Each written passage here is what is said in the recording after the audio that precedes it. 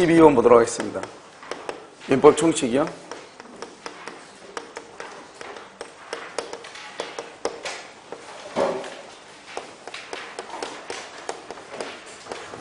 이중매매라고 보통 하죠. 우리 보통 이제 이중양도라고 하는데요. 12번이요. 문제 12번. 이럼 혹시 지난주에 줬던 그 판례 문제 가지고 계시죠? 자, 거기를 한번 보도록 하겠습니다. 자, 먼저 보시면은요. 우리나라 이중양도는 이렇게 이제 갑이 있고 여기 을이 있죠. 갑하고 을하고 2월 1일날요. 중도금 이상을 줘야 돼요. 왜 그러냐면 중도금 이하를 주면은 계약금을 주면은요. 언제든지 계약금을 준 사람은 포기하고 계약을 해지할 수 있거든요. 이 사람을 뭐라 한다? 제1매수인이다. 이렇게 얘기하고요. 갑이 이제 이렇게 병이죠. 병을 뭐라 한다? 제2매수인이다. 이렇게 얘기해요. 그래서 3월 1일이요. 3월 1일 병 앞으로 이렇게 등기를 하죠. 그러면 갑이 을하고 계약을 하고 중도금을 받았잖아요. 그런 상태에서 갑이 병하고 계약을 하죠. 그래서 병한테 등기를 하잖아요. 그럼 병이 그 사실을 알든이란 말은 뭐냐? 갑하고 을하고 중도금에 대한 매매가 있다는 것을 안다 이 말이죠. 이것을 악이라고 얘기하죠. 그 다음에 알 수 있었다. 이것을 과실이라고 얘기하죠.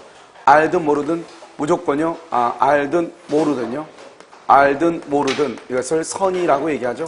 모른다. 무조건 우리 병이요. 소유권을 취득을 해요. 그러면 갑은 을한테 이제 뭐를 못 해준다? 등기를 못 해주잖아요. 그러니까 을은 갑한테 뭐를 하냐? 최고 없이 계약을 할 수 있다. 해제할 수 있고요. 그 다음에 원상회복하고 손해배상을 청구를 해요. 이때의 손해배상은 항상 언제를 기준으로 하냐? 이행 불능 당시 시가를 기준으로 해요. 시가를 기준이요. 그래서 이행 불능 당시가 언제냐? 이행 불능 당시가 3월 1일이죠. 왜요? 갑이 병한테 등기해주면 더 이상 갑은 을한테 등기를 해줄 수 없잖아요. 그러니까 3월 1일을 기준으로 해가지고 손해배상을 청구하는 것이에요. 그래서 우리나라는 다른 나라와 다르게요. 갑이 을하고 계약을 했다 할지라도 우리나라는 원칙적으로 형식주의예요. 내 앞으로 등기가 있어야 소유자가 돼요. 등기가 있기 전에 갑이 병한테 이것을 처분할 수 있어요. 처분하게 되면 병이 소유자가 돼요. 그런데 여기에서 다시요. 이렇게 갑이 있죠. 갑이 있고 여기 을이 있죠. 여기 2월 1일 중도금이죠. 이 사람을 말한다. 제1매수인이다. 이렇게 얘기해요. 그래서 갑이 병한테요. 이것을 뭐라냐? 제2매수인이다. 이렇게 얘기를 해요. 그런데 이 사람이 3월 1일 날 적극적으로 가담해요. 적극적으로 가담해서 병 앞으로 이렇게 등기를 하잖아요. 등기하게 되면 이 등기는 무효가 돼요. 그냥 등기가 아니고 적극 가담이란 말이 있어야 돼요. 그러면 갑은 을한테요. 등기를 못 해주잖아요. 그럼 어떻게 한다? 똑같아요. 그럼 을은 갑한테요. 이 똑같이 최고 없이 계약을 해지하고요. 손해배상을 청구할 수가 있어요. 똑같이요. 알겠죠? 그래서 이거 3월 1일 적극 가담했을 때 이런 말이죠. 그래서 이것은 무효가 돼요. 무효. 알겠죠? 그래서 무효 이렇게요. 그러면 여기서 적극 가담이라는 것은 뭐냐? 갑하고 을하고 2월 1일 날 매매 계약이 있다고 하는 것을 알면서 병이 갑에게 매도를 요청하고 그 다음에 여기서 뭐한다? 유도해요. 요청하고 유도. 그렇게 해가지고 병 앞으로 등기를 하죠. 이 등기가 뭐가 된다? 무효가 된다. 이 말이에요. 이것을 적극 가담이라고 그래요. 그럼 어떻게 하냐? 일단 이 병 앞으로 된 등기가 무효잖아요. 이 등기는 103조 위반이에요. 103조에 위반되기 때문에 첫 번째요. 무효행위 추인이 안 돼요. 그 다음에 두 번째요. 이 병이요. 이것을 정한테 처분하죠. 그러면 정은 뭐를 본문하고 선, 악을 본문하고 보호되지 않아요. 이것을 무슨 무효로 한다? 절대적 무효라고 얘기를 해요. 절대적 무효요. 그래서 이 정은 선악 불문하고 소유권 취득 못해요. 그 다음에 이 을은 현재요. 미등기 상태니까 소유자가 아니에요. 소유자가 아니기 때문에요. 이 을은요. 이 병이 난 사람은 등기가 무효잖아요. 병한테요. 자기 자신 앞으로 직접 소유권 이전 등기를 해달라고 청구를 못해요. 왜냐? 지금 을하고 병하고는 아무런 계약관계 같은 것이 없잖아요. 그래서 직접 자기 앞으로 등기해달라는 말을 못하고요. 일단 어떻게 해야 되냐? 이 을은요. 갑을 대신해서 이 병 앞으로 되어 있는 등기. 그래서 갑을 뭘 해서 대위해서 대위해서 병 등기에 말소를 청구를 해요. 그럼 이제 병 등기를 말소해보면 어떻게 하냐? 등기부가 이렇게 1번 갑에서요. 2번 병 앞으로 등기가 됐잖아요. 그럼 병 등기를 말소하죠. 말소하게 되면 등기가 누가 앞으로 가요? 갑 앞으로 가잖아요. 갑 앞으로 가면 어떻게 돼요? 3번요. 3번 갑에서 다시요. 이렇게 을 앞으로 등기하면 되거든요. 그러니까 일단 병 등기를 말소를 해야 되는데 직접 말소도 안 되고 대위에서 말소를 해야 돼요. 그 다음에 우리는 여기서 소유자가 아니잖아요. 소유자가 아니면 어떻게 되냐? 그러면 이런 경우도 있거든요. 원래는요. 1번 지금 갑에 있어요. 그 다음에 2번요. 지금 병으로 되어 있잖아요. 3번요. 이 을이 뭐라냐? 병한테 자기 자신 앞으로 직접 이 등기해달라. 이렇게 이걸 이전 등기라고 하거든요. 이것을 뭐라고 한다? 진정한 명의, 진정 명의를 회복한다 이 말이죠. 그래서 진정 명의 회복을 원인으로 하는 소유권 이전 등기라고 하는 거예요. 소유권 이전 등기요. 그래서 이 소유권 이전 등기를 해야 되거든요. 다른 말로 보다 진정 명의 회복을 위해서, 진정한 명의 회복을 위해서 소유권 이전 등기를 해야 되거든요. 이렇게요. 이걸 할 수 있는가 이 말이죠. 그것은 이 진정 명의 회복을 하려면 현재 소유자가 돼야 돼요. 근데 이 사람은 소유자가 아니잖아요. 현재요. 소유자가 아니니까 진정 명의 회복을 원인으로 한 소유권 이전 등기라는 것을 할 수가 없는 거예요. 알겠죠? 이것은 못해요. 그 다음에 이 제1매수는 어떻게 하냐? 갑하고 병의 계약이 갑이요 병한테 자기하고 계약을 하고 난 다음에 병한테 등기를 넘겼잖아요. 이때 이 을이 갑하고 병하고 계약을 채권자 취소권을 행사할 수 있는가? 채권자 취소권을 행사를 하려면 나중에 이제 보면 알겠지만 어떻게 해야 되냐? 갑이 을한테 등기를 해줘야 되는데 돈을 빌렸단 말이에요. 갑이 을한테요. 그 돈을 갚지 않기 위해서 갑이요 재산을 빼 돌려야 돼요. 그때 채권자 취소를. 그래서 여러분 보면 우리나라 사람들은 돈을 빌리면 돈을 갚지 않기 위해서 재산을 빼 돌리는 경우가 아주 많거든요. 이런 경우에 보면 대부분 다 채권자 취소 소송이라고 하는 거예요. 그런데 지금 갑하고 을하고 사이에서는 돈을 빌리고 돈을 갚지 않기 위해서가 아니고 이 갑이라는 사람이 을한테 등기하지 않고 먼저 병한테 등기를 빼 돌렸잖아요. 등기를요. 그러다 보니까 갑이 을한테 등기를 못 해주게 되죠. 갑이 을한테 등기를 못 해주니까 을이 갑한테 손해배상을 청구하게 되는 거잖아요. 그러니까 이런 경우는 채권자 취소권이란 말이 없어. 아주 중요해요. 알겠죠? 채권자 취소권이 없고요. 그럼 어떻게 한다? 일단요, 을은 갑한테요, 손해배상을 청구할 수 있잖아요.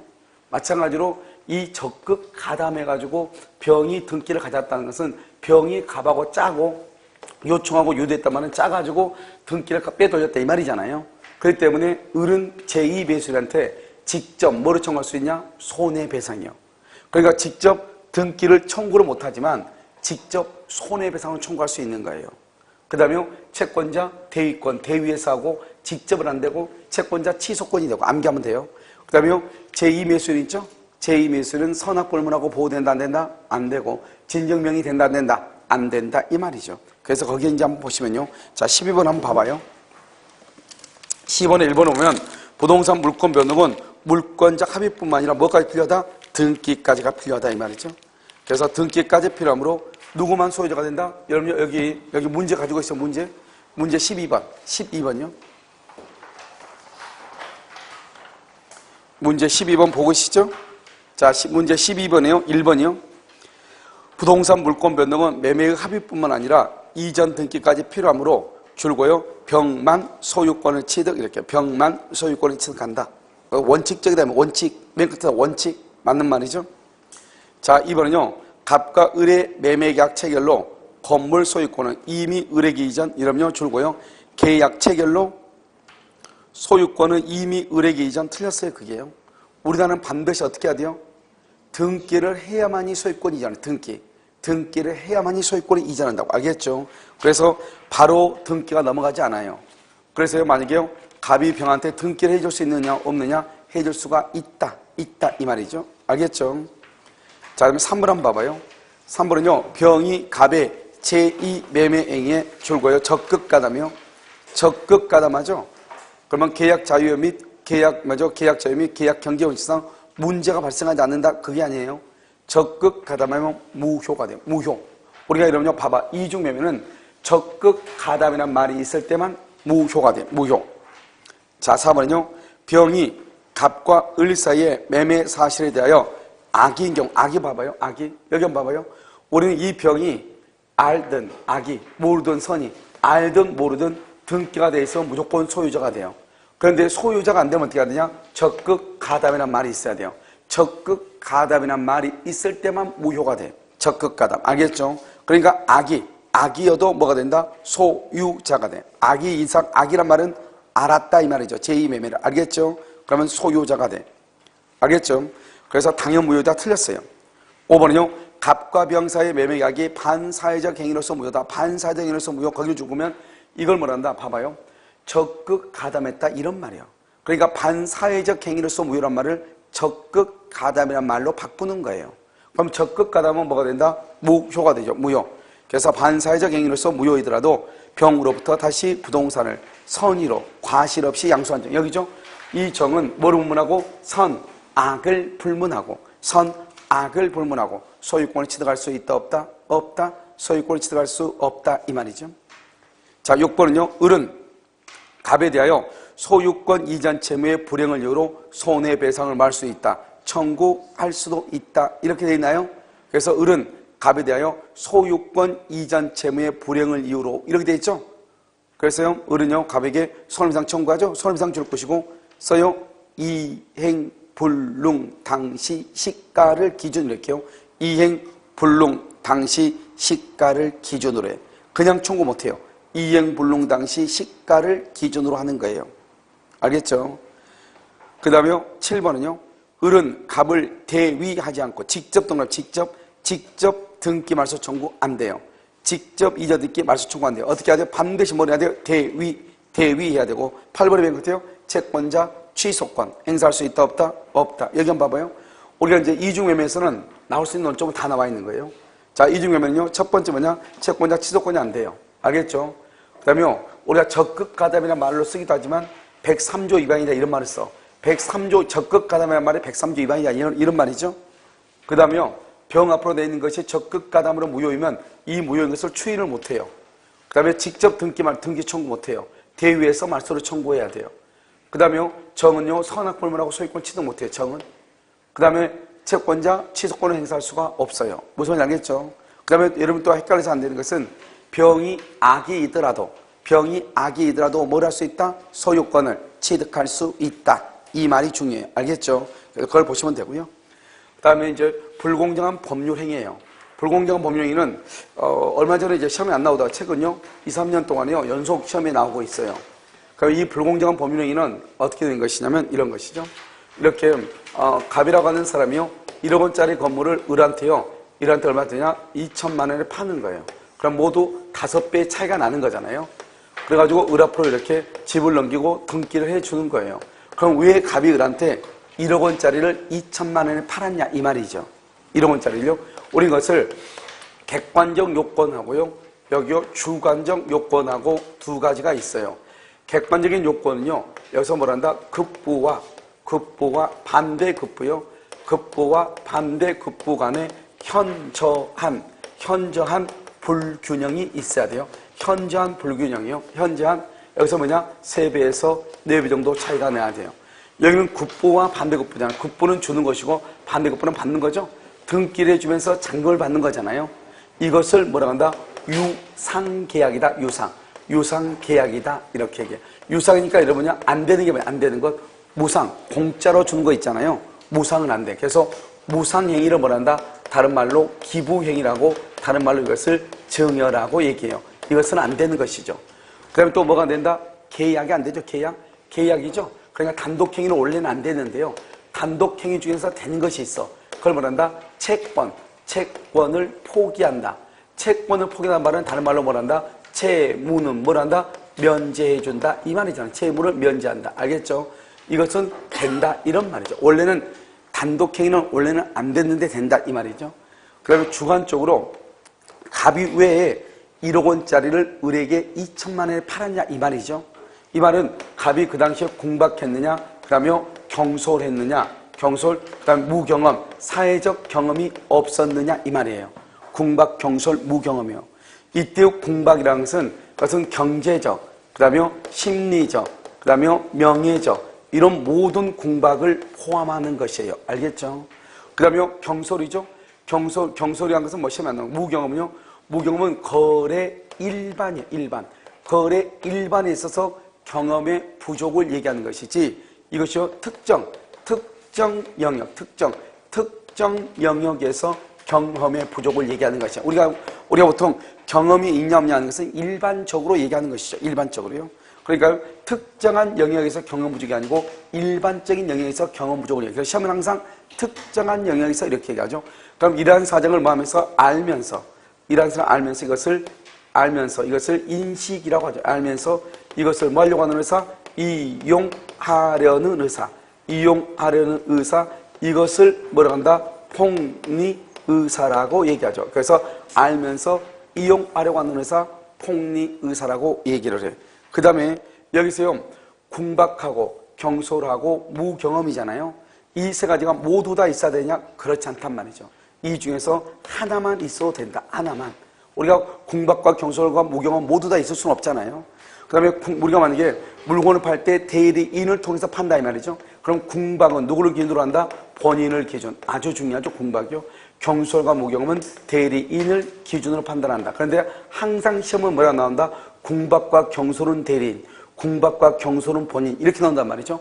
오직 어떤 것만 본인을 기준으로 한다? 궁박만 본인을 기준으로 하는 것이고, 그 다음에 우리가 갑일한테 1억 원짜리를 보통 2천만 원에 파는 사람은 없겠지만 1억 원짜리를 2천만 원에 팔았단 말이죠. 객관적인 요건. 그렇다 해서 언제나 주관적인 요건이 뭐가 되는 것은 아니다? 추정되는 것은 아니고, 만약에 불공정한 법률 행위로서 무효가 되죠. 이 무효가 되면 이 무효는 어떻게 되냐? 먼저 이것은 절대적 무효가 돼요. 절대적 무효로서 제3자는 선의의 제3자죠. 선의의 제3자 보호된다 안 된다? 안 되죠. 그래서 만약에 의리요, 이걸 잽싸게 이걸 병한테 처벌했단 말이죠. 병한테 등기를 했다 할지라도 병은 소유자가 된다 안 된다? 안 된다. 그 다음에 무효행위, 추인이 된다 안 된다? 안 된다. 그래서 무효행위 뭐는 가능하다?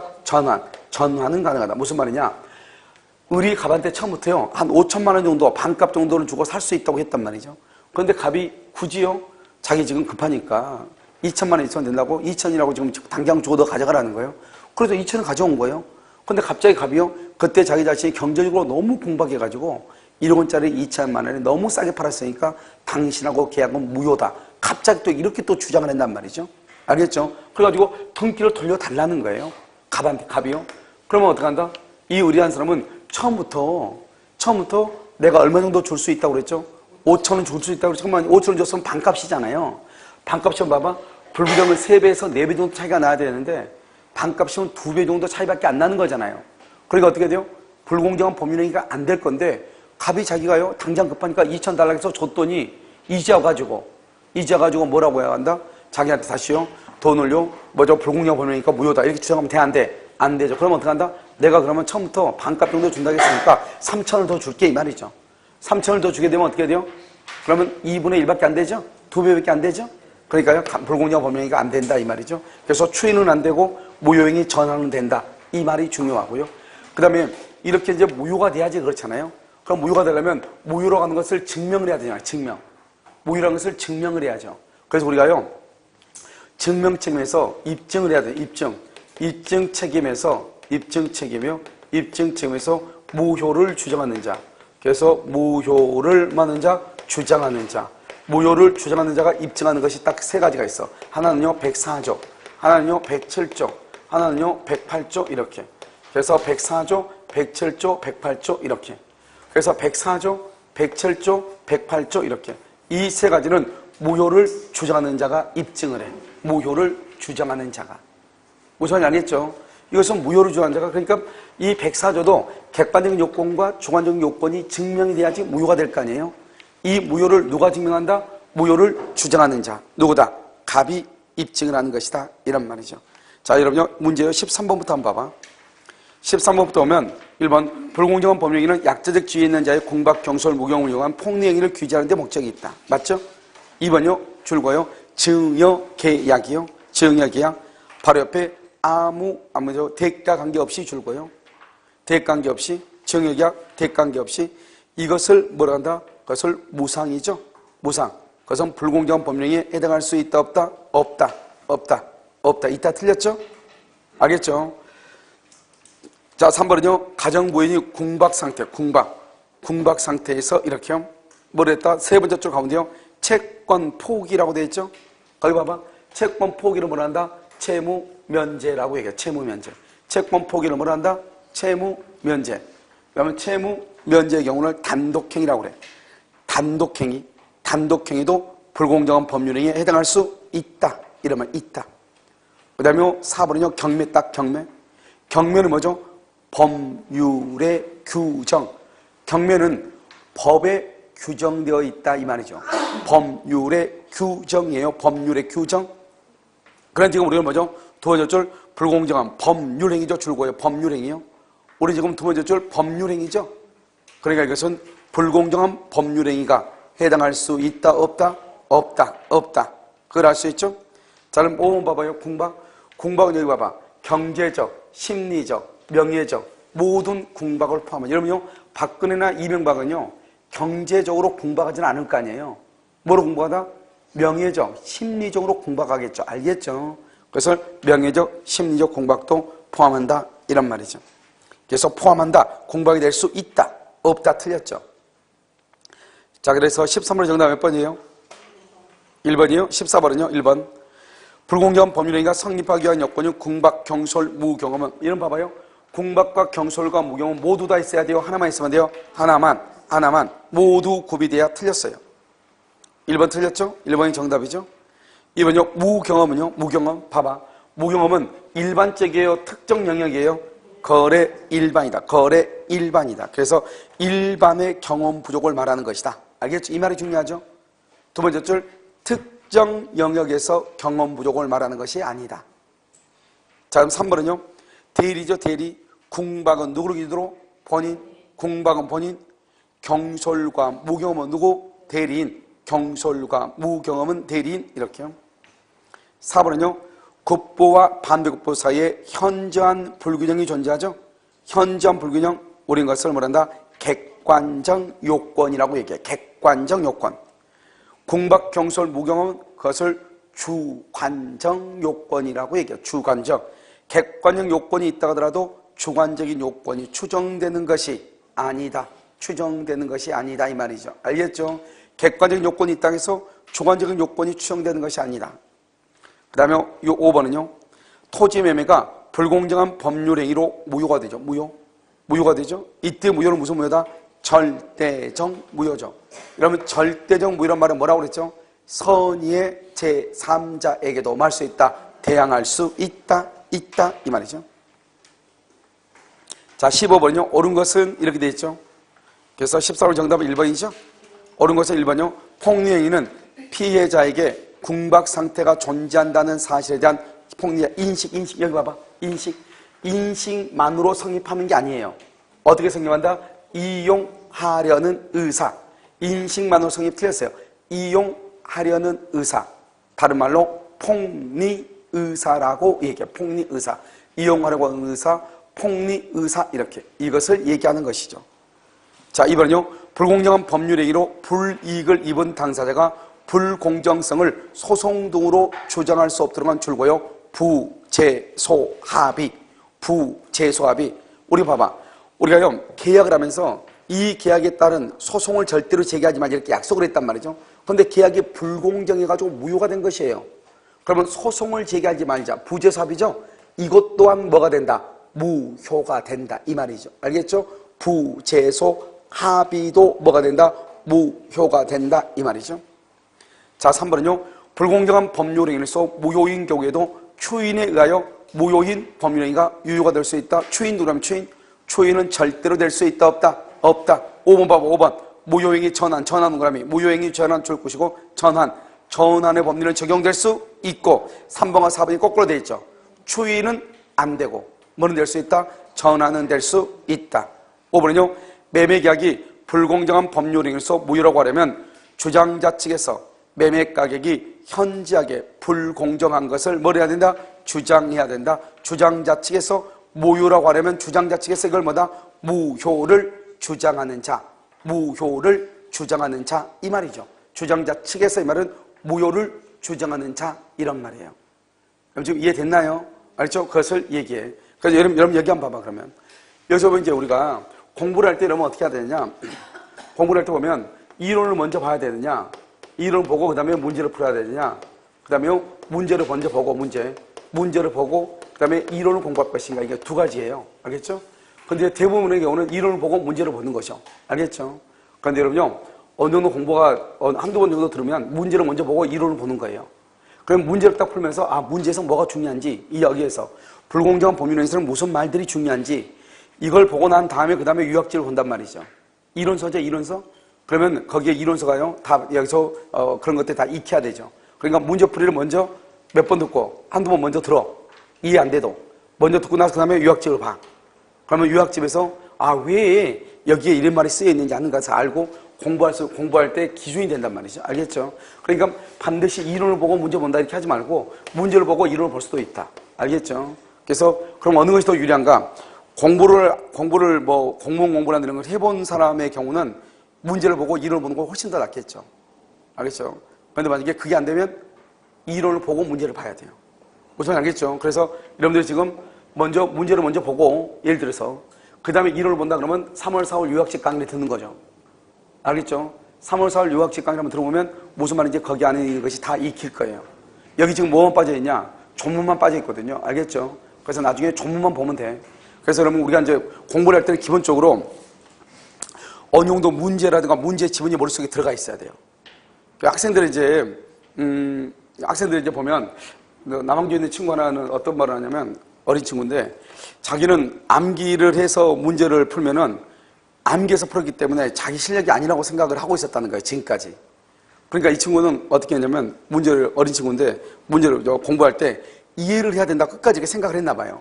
이해를 해야 된다. 근데 이제 저번 주에 이제 모의고사를 보면서 그게 아니다. 우리가 공부라는 게 뭐예요, 여러분요? 머릿속에 메모리 되는 거 끄집어 내는 거 작업이잖아요.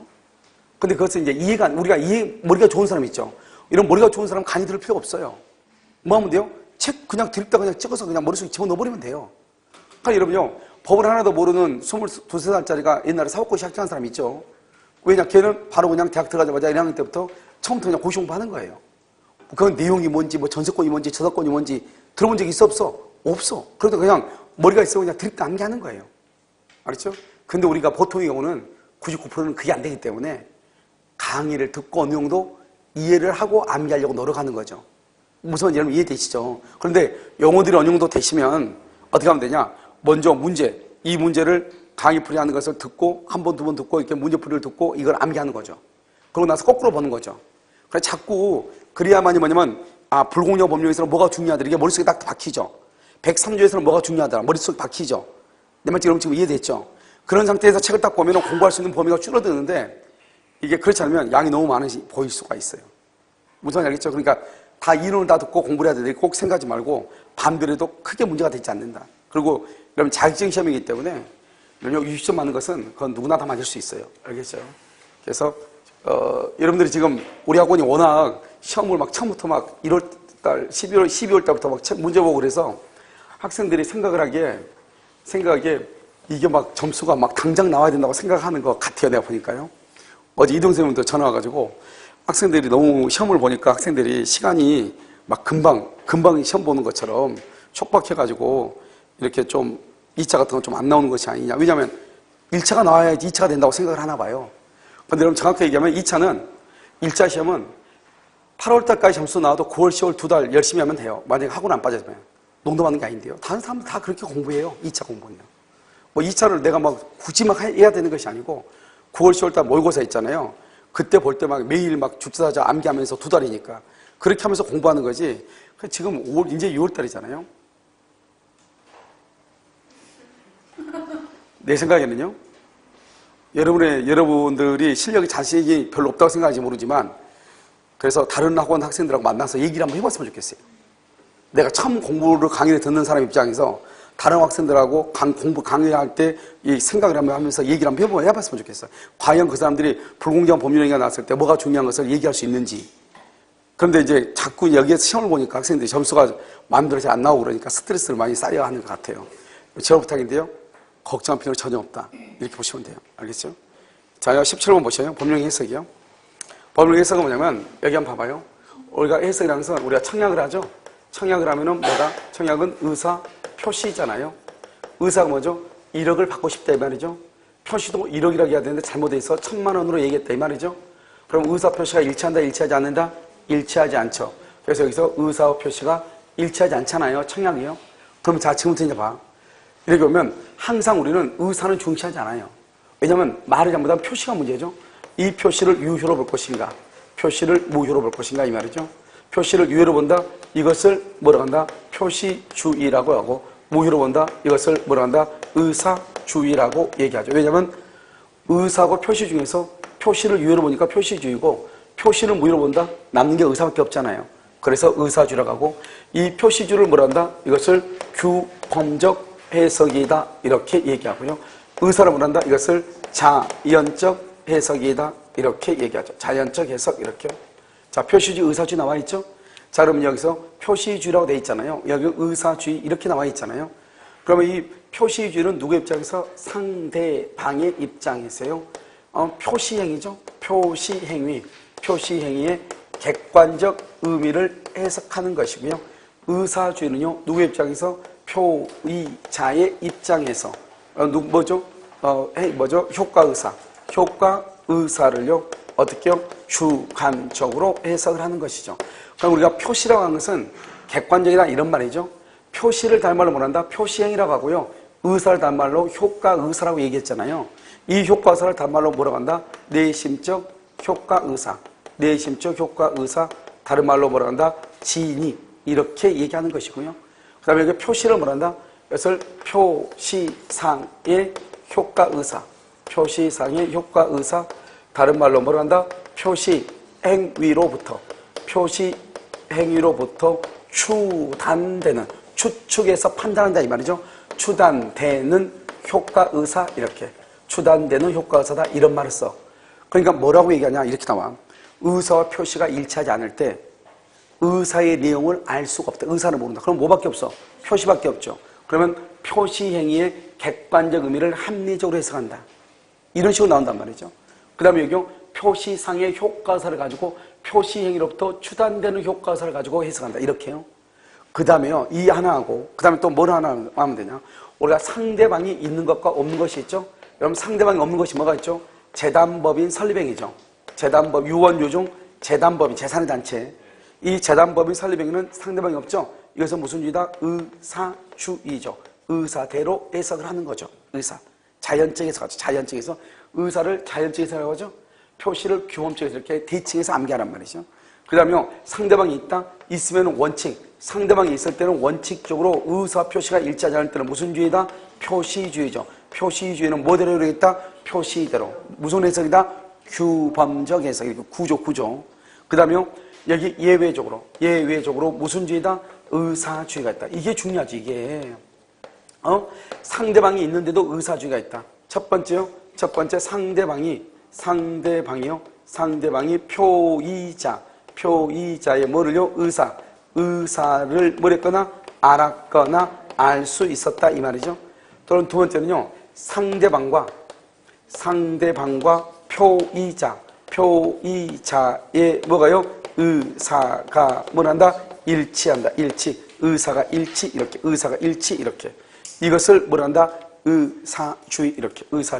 이것을 의사주의 이렇게 얘기하는. 의사주의 이렇게.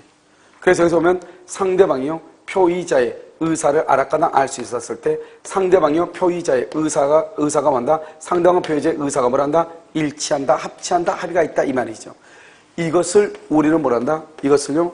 우리는 이제 법률행위 해석이죠. 이걸 가지고 지금부터 다 해석을 해. 알겠죠? 이 말을 가지고. 그럼 여기서 우리가 법률행위 해석은 항상 해년마다 한 문제가 나오는데 여기서 보면 이제 매도인이 있죠. 매도인이 있고 여기 매수인이 있죠. 매수인이요. 매도인은 여기에 갑이고요. 매수인은 여기에 을이죠. 이렇게. 여기 A 토지가 있고요. A 토지는 어디가 있냐? 원주에 있고 B 토지는요. 저기요. 서울에 있는 땅이다 이 말이죠. 둘 다 갑일 거예요. 매도인요. 그런데 갑하고 을하고 지금 여기가 지금 매수인이 있다는 것은 매수인이 누구예요? 매수는 상대방이 있다 이 말이잖아요. 그럼 상대방이 있으면 항상 여기를 보는 거죠. 여기를. 상대방이 있으면. 그런데요. A 토지에 대해서 계약을 체결하기로 합의를 했어요. 합의를 했는데 실수해가지고 B 토지에 대해서 등기를 한 거예요. 을 앞으로요. B 토지 등기. 그럼 여기 보면 지금 상대방이 있잖아요. 합의라고 하는 말의 뜻이 뭐냐? 의사의 일치를 합의라고 그래. 의사의 일치를 합의라고 한단 말이죠. 그럼 여기는 A 토지가 의사인데 등기를 했다는 말은 등기가 표시라는 말이죠. 계약서가 표시란 말이죠. 표시를 B 토지로 했다 이 말이잖아요. 표시를요. 그럼 어떻게 하냐? 이 등기를 어떻게 할 것인가? 원래는 의사하고 표시가 일치하지 않으면 표시대로 효력이 있는 거잖아요. 표시대로 효력이 있죠. 그러면 B 토지가 유효가 돼야 되겠지만 말이 안 되잖아요. A 토지에 대해서 계약하기로 했는데 B 토지가 등기가 됐다 해서 B 토지가 소유자다. 말이 안 되잖아요. 알겠죠?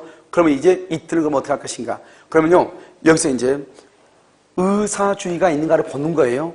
의사주의 있는 걸 봤더니 상대방이 표의자의 의사를 뭐랬거나 알았거나 알 수 있다. 상대방과 표의자의 의사가 뭘 한다? 일치한다, 합치한다 이 말이죠. 알겠죠? 일치한다, 합치한다. 그러면 합의가 있죠? 합의가 있으면 무슨 주의다? 의사주의다. 그럼 의사주의는 뭐대로 효력이 있다? 의사대로. 뭐가 무효이다? 표시가 무효다 이 말이죠. 이러면 의사가 뭐죠? 여기서 의사가? 여기서 의사가 A 토지죠. B 토지요. B 토지는 무효다 이 말이죠. 그러니까 B 토지의 등기는 무효가 되는 거죠. 그래서 이 사람은 소유자도 아니다? 아니죠. 그런데 이것을 병한테 B 토지를 다시 등기를 했다 이 말이에요. 등기. 그럼 병도 B 토지 소유권을 취득 못하죠.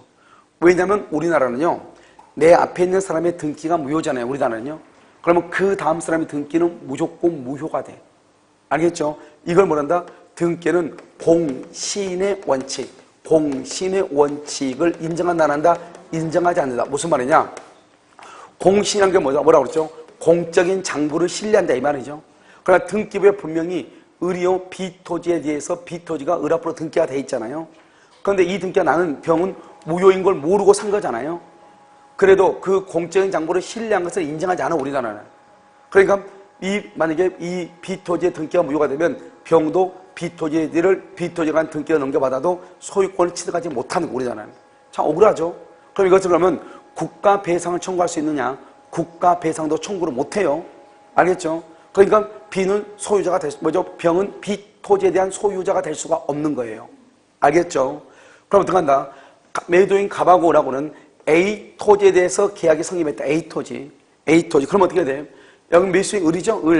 을이죠. 을은요, 갑한테 A 토지에 대해서 등기를 청구하죠. A 토지에 대해서 등기를 청구를 해. A 토지에 대해서 등기를 청구한다. 이 말이죠. A 토지요. 됐죠, 지금? 무슨 토지? A 토지. A 토지에 대해서 등기를 청구해. A 토지에 대해서. 자, 두 번째. A 토지에 대해서 등기를 청구하고요.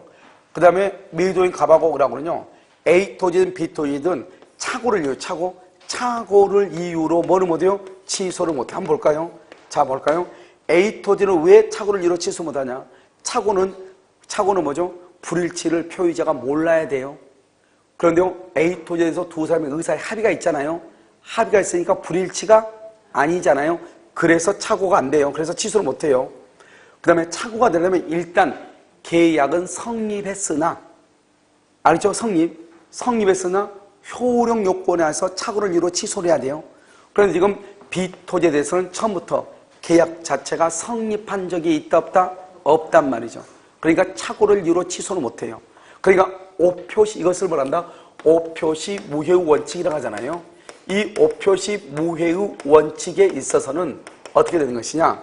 A 토지나 B 토지나 둘 다 착오를 이유로 뭐 할 수 없다? 취소할 수 없다. 이 말이 아주 중요해요. 알겠죠? 취소할 수 없다. 자, 그럼 볼까요? 자, 17번 보셔요. 옳은 것은 1번 의사표시 해석에 있어서 당사자의 진정한 의사를 상대방이 안경 줄고 봐요. 안경은 여기 봐봐. 상대방이요, 표의자의 의사를 알았거나 알 수 있었다. 알았다. 안경으로 하겠지. 이 안경으로는요, 거기서 뭐 들어있어요? 봐. 여기 봐봐, 여기. 상대방이 표의자의 의사를 알았거나 알 수 있죠? 그럼 이거 무슨 주의예요? 의사주의예요. 의사주의. 여기 봐봐요. 의사주의는 표시액으로부터 추산되는 효과사란 말은 표시라는 말이에요. 여기 의사주의는 효과, 의사를 가지고 해석을 해야 되겠죠? 그래서 뭐라고 한다? 표시액으로부터 추산되는 효과, 의사. 틀렸어. 거기를 줄고. 그 말이 아니고 뭘 가지고 한다? 효과, 의사를 기준으로 해석을 해야 돼. 1번 틀렸죠? 자, 그 다음 2번요. 계약 당사자 확정, 줄고 확정. 계약 당사자 누구로 할 것인가? 맨 끝에 의사표시 해석의 문제예요. 2번 정답이죠? 3번 아주 중요하죠? 행위자와 타인의 이름으로 매매계약을 체결했죠? 행위자와 상대방 줄고 의사가 일치해요? 의사가 일치해요? 그럼 의사가 일치 그러면 무슨 주예요? 의사주예요? 의사주의는 뭐대로 효력이 있어요? 의사대로 일치한 경우는 상대방이 줄고 상대방이 합리적인 사람이라면 행위자와 명의자 중 누구를 계약의 당사자로 이해할 것인가에 의하여 당사자를 결정을 내려야 되는데 상대방이 누구인가를 따라서 이렇게 돼 있죠. 그러면 여기는 바로 앞에요. 상대방과 의사가 일치한 경우 이게 아니고 일치하지 않는 경우 그래야지. 일치한 경우는 뭐대로 되어 있다? 일치한 의사대로. 일치한 의사대로. 그런데 지금 여기는 지금 누구의 입장에서 상대방이 합리적인 사람이라면 누구를 계약의 당사자로 이해할 것인가 이렇게 돼 있죠? 그럼 봐봐, 이런 봐봐. 상대방이 이렇게 돼 있죠? 상대방이 그건 표시주의 규범적이란 말이죠. 그런데 지금 의사와 표시가 일치하죠? 일치하면 여기 봐봐. 의사 표시가 일치하죠? 일치하면 무슨 주의다? 의사주의죠? 의사주의는 뭐다? 의사대로 이루어지죠? 일치한 의사대로 그래야 되는데 상대방이 합리적인 인간이라면 누구를 계약의 당사자로 이해할 것인가에 의해서 결정한 대로 되어 있죠? 그러니까 그 말은 맞는 말이다, 틀린 말이다. 틀려. 그러니까 고치려면 어떻게 해야 되냐? 일치한 경우에는 이걸 그냥 놔두려면 일치한 의사대로 확정 이렇게 바꾸고 만약에 이게 아니고 일치한 의사, 일치한 경우 이게 아니고 만약에 상대방이 합리적인 사람이라면 이걸 그냥 그대로 쓰려면 일치한 경우는 뭘 바꿔야 돼? 일치하지 않는 경우 이렇게. 알겠죠? 둘 중 하나를 바꾼다 이 말이죠. 자, 4번은요. 갑이 대리인을 통해서 계약을 체결한 경우 상대방 병이 대리인을 통해서 갑과 계약을 체결하는데 의사가 일치. 상대방 병이 줄고 대리인을 통하여는 가로로 묶고 갑과 계약을 체결하는데 의사가 일치 거의 줄고 그러니까 상대방 병이 갑하고 계약을 체결하려는데 의사가 일치했다 이 말이죠. 상대방 병이 갑하고 계약을 체결하려는데 의사가 일치했다 이 말이에요. 지금 무슨 말인지 이해됐죠 지금? 그러면 누가 계약의 당사자다? 갑하고 을이 아니요 을을 통해서 병하고 갑이 계약의 당사자다 이 말이죠. 누구를 통해서? 대리인 을을 통해서 그랬죠?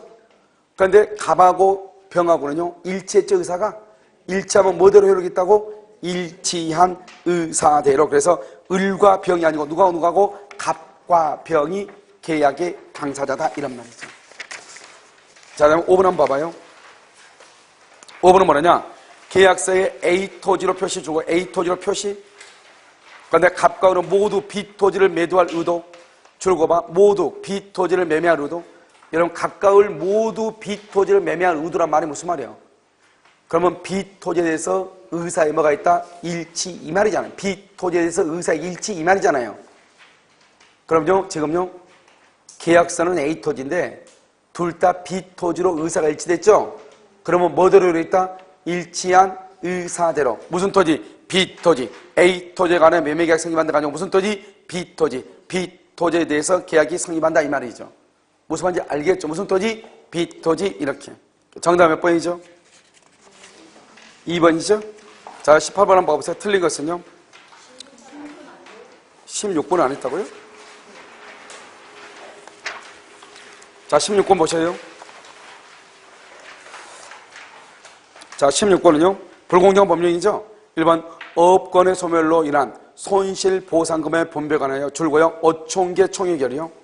판례가 어총계 총의결의도 불공정한 법률행위가 될 수 있다고 그랬어요. 그러니까요.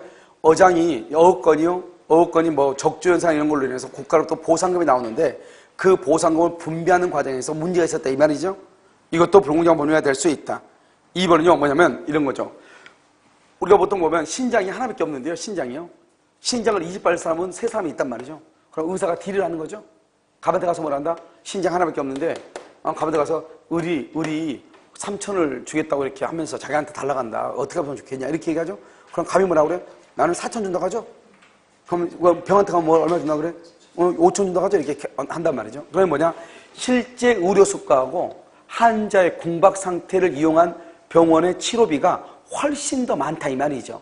무슨 말인지 알겠죠? 그런 경우는 뭐가 성립할 수 있다? 불공정한 법령행위가 성립할 수도 있다 이 말이죠. 그래서 거기 보면 두 번째 줄이요. 치료행위와 일반 의료 수가 사이에 현저한 불균형 알겠죠? 바로 옆에 뭐가 있다? 궁박 그러면 불공정한 법령행위가 성립할 수 있다. 자, 3번은요. 계약 체결 시죠. 줄고요. 처음에는요 적법하게 계약을 했어요. 아무 문제 없이 1억 원짜리 1억 원이에요. 그런데 갑자기 거기가요, 디즈니랜드가 생긴다고 해가지고 땅값이 5배가 뛴 거예요. 계약하고 나서. 그런 경우는 불공정한 법률행위다, 아니다? 아니다. 왜요? 계약을 체결할 때 아무런 문제가 없었죠. 그러면 나중에 문제로 인해서 불공정하다 하더라도 불공정한 법률행위가 성립하지 않는다 이 말이죠. 그러니까 언제를 기준으로 한다? 계약 체결 시를 기준으로 판단한다 이 말이죠. 4번은요. 급부와 반대급부 사이의 현저한 불균형은 현재 보면 개별적, 구체적, 개별적 사안 줄구시고 개별적, 구체적 사안 그 다음에 바로 옆에 사회통념, 사회통념에 의해서 결정을 해요. 자, 그럼 5번은요. 수사기관에 불법 고금된 상태, 줄거에 불법 고금, 이런 불법 고금이란 말이 뭐예요? 정신적 궁박 상태다 이 말이죠. 알겠죠? 그 다음에 그에게 손해배상을 추가로 이건 현저히 불공정하다 이 말이죠. 현재 불공정 이런 것도 뭐가 될 수 있다. 불공정한 법령에 해당할 수 있다. 이런 말이죠. 알겠죠? 이 말을 읽으면서 이게 무슨 말인지 알아야 되겠죠. 그래서 정답 몇 번이다? 16번은 1번이 되는 것이죠. 그 다음에 18번을 보셔요. 불공정한 법령에 관한 설명으로 틀린 것은 이렇게 되어 있나요? 자, 1번 규범적 해석이란 피해자의 지인이가 아니라 규범적인 뭐예요? 규범적 줄 것이고 표시죠, 표시. 그러나 지인은 뭐예요? 지인은 의사죠. 그래서 의사가 아니라 이 말이죠. 표시행위, 줄거봐. 이런 봐봐요, 여기요. 여기 봐봐. 규범적이죠. 규범적은 뭐죠? 표시주의죠. 표시주의는 뭐예요? 누구 입장에서? 상대방 입장에서 표시행위의 무슨 의미? 객관적 의미를 탐구하는 거예요. 자, 2번요. 규범적은요. 누구의 입장? 상대방. 뭐 표시행위. 뭐 객관적 의미. 알겠죠? 딱 3박자예요. 자, 3번은요. 두 번째 줄로 봐봐. 모든 권리금을 인정함. 이렇게 되어 있죠.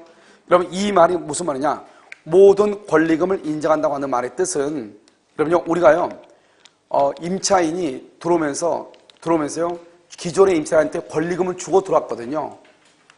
그런데 자기가 나갈 때요. 이 집주인이 권리금 못 받게 막을 수도 있잖아요.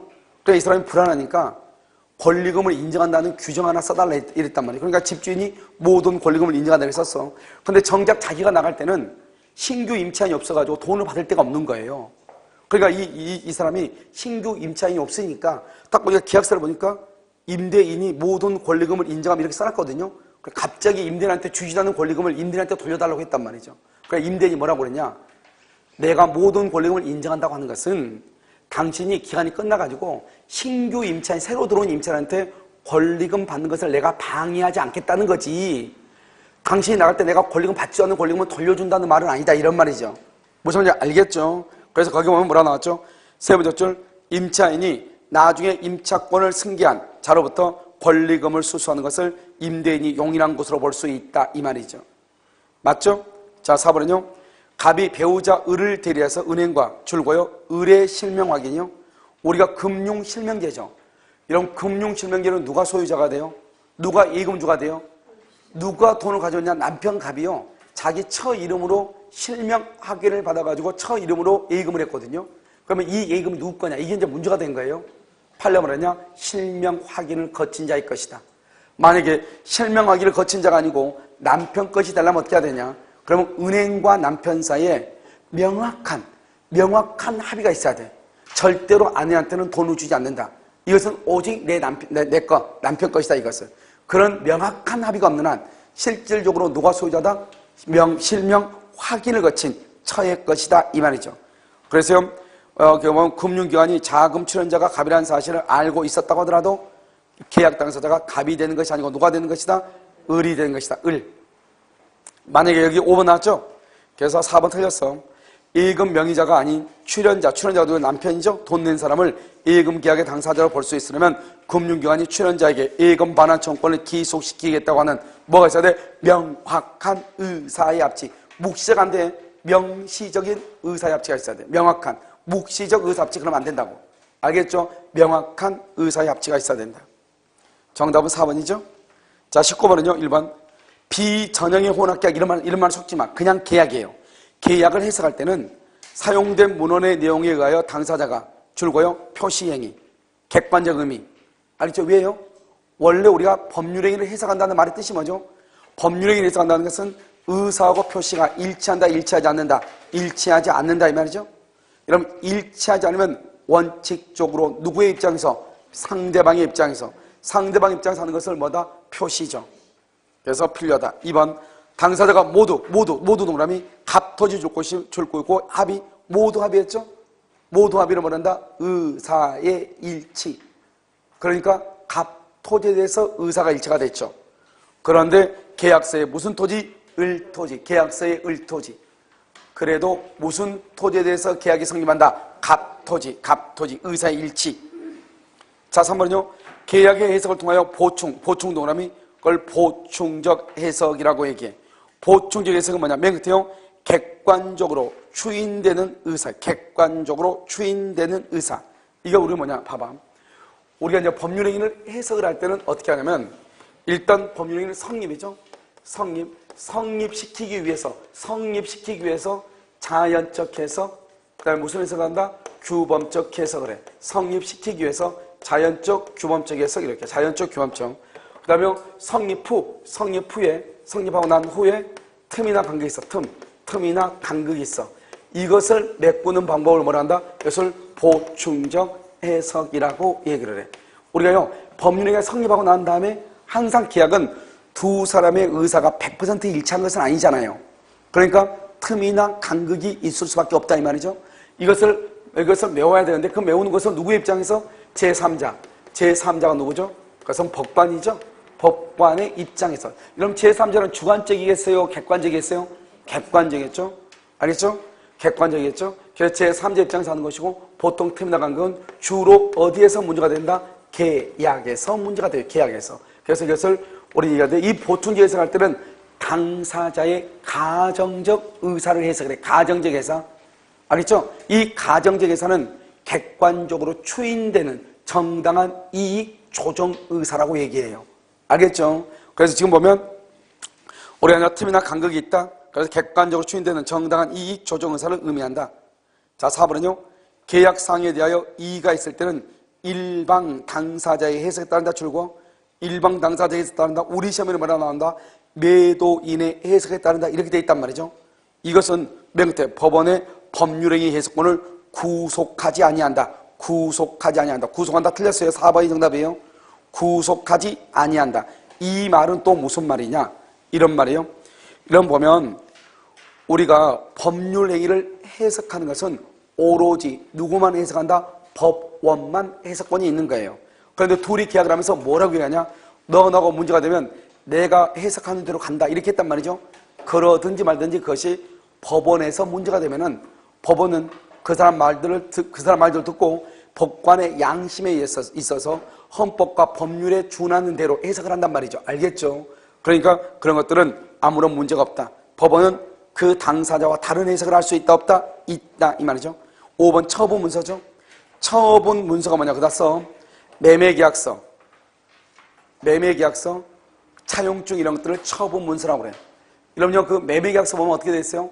매매대금 얼마로 한다. 돼 있어, 안 돼 있어? 돼 있죠. 전세계약서, 전세금 얼마 줬다. 임대차 계약서, 보증금 얼마 줬다. 돼 있어, 안 돼 있어? 되어 있죠. 그걸 처분 문서라고 그래요. 처분 문서는 성립의 진정함이 인정된다. 똑바로 뭐죠? 쓰여 있다 이 말이죠. 법원은 처분 문서에 기재되어 있는 대로 문헌대로 의사표시를 인정을 해야죠. 그렇잖아요. 아니 당사자가 두 사람이 합의를 해가지고 계약서에다 써놨는데 법관이 봤을 때 이건 내가 봤을 때는 보증금이 너무 많은 것 같은데요. 매매대금이 너무 비싼 것 같은데요. 다르게 합시다. 그렇게 하면 돼, 안 돼? 안 된다 이 말이죠. 알겠죠? 그래서 그것을 이 얘기. 이게 여기까지 이제 법률행위 해석인데 우리는 법률행위 해석을 보면 되게 간단해요. 똑같이 지금 말이요 돌고 돈단 말이죠. 그건 항상 뭐냐? 우리가 법률행위를 해석을 했다고 하는 것은 일단 의사하고 표시가 일치하지 않았다는 거예요. 해석을 했다고 하는 것은 의사와 표시가 일치하지 않았다는 거예요. 그럼 원칙적으로 아무 말 없으면 표시대로 해석을 하는 거예요. 그럼 그 표시는 누구의 입장에서 보는 것이다? 상대방 입장에서 객관적으로 판단하는 거예요. 그런데요, 만약에 의사를 알지 못한다. 그럼 무조건 표시로 가. 그런데 의사의 일치가 있다. 의사의 합의가 있다. 상대방이 알았거나 알 수 있었다. 의사 표시가 일치한다. 합치한다. 합의가 있었다. 이런 말이 나와. 그러면 뭐 들어간다? 의사대로 간다.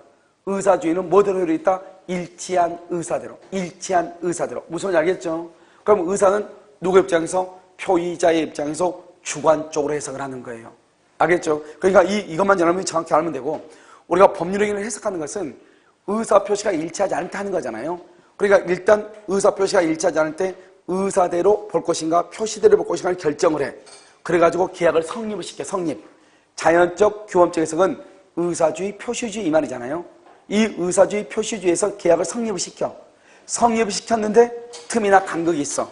틈이나 간극이 있으면 틈이나 간극을 메워야 되겠죠? 그것을 뭐란다? 보충적 해석이라고 얘기하는 것이에요. 무슨 말인지 아시겠죠? 여기까지. 잠깐 쉬었다가 여러분 다시 하도록 하겠습니다.